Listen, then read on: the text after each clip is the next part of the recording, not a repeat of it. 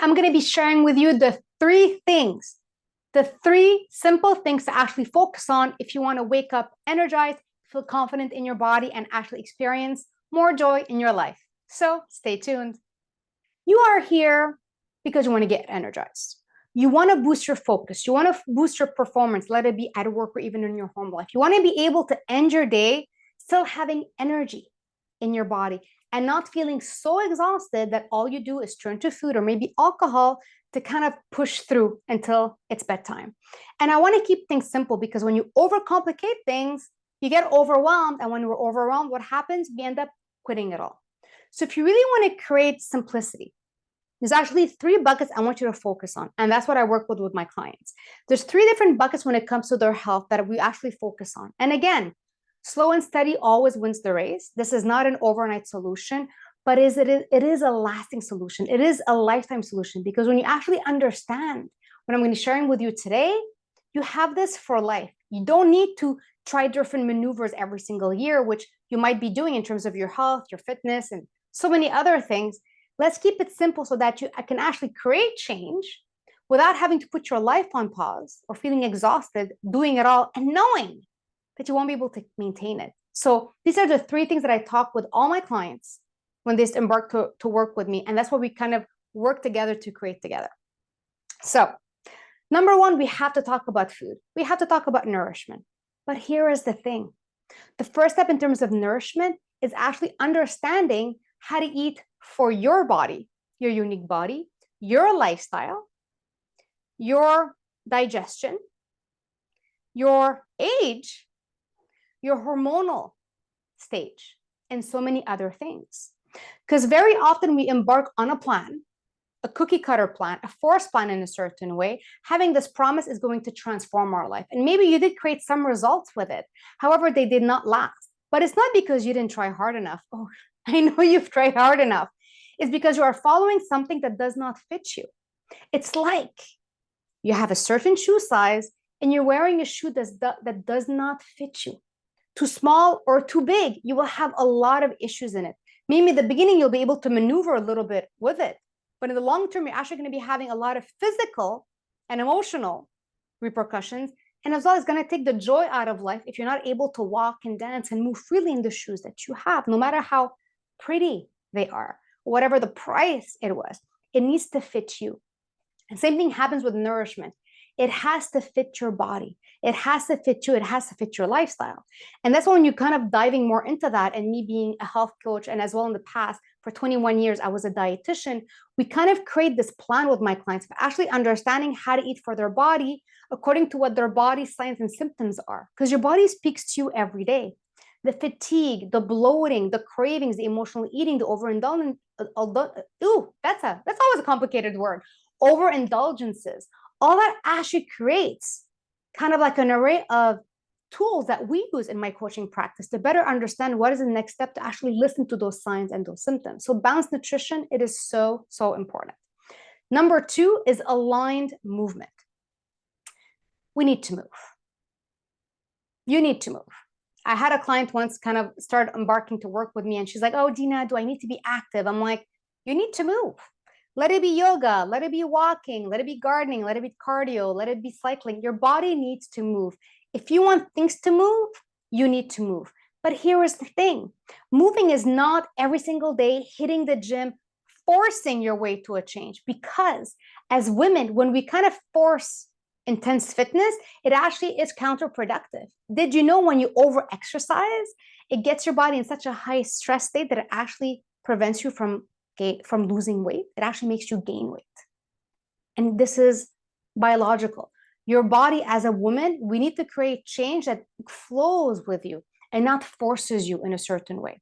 So my tip regarding aligned movement is what can you do for at least 5 minutes a day that gets your body active?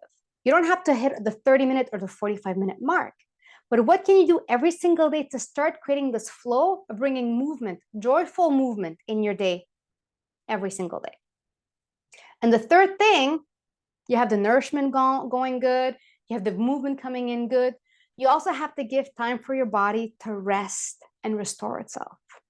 Yes. And this is not only going to bed. It's actually understanding what is your optimal sleeping and wake up time. And are you actually creating space in your day to rest and recharge? Exactly like a phone. We don't use up all our phone and then say, oh, I can only recharge at like 10 p.m., 11 p.m. Throughout the day, you might actually be recharging your phone to make sure that it's always at an optimal state for you to use it. Same thing happens with your body. There's different movements, different times, and different nourishment that you actually need to integrate throughout the day. So the food and the movement, but as well the rest.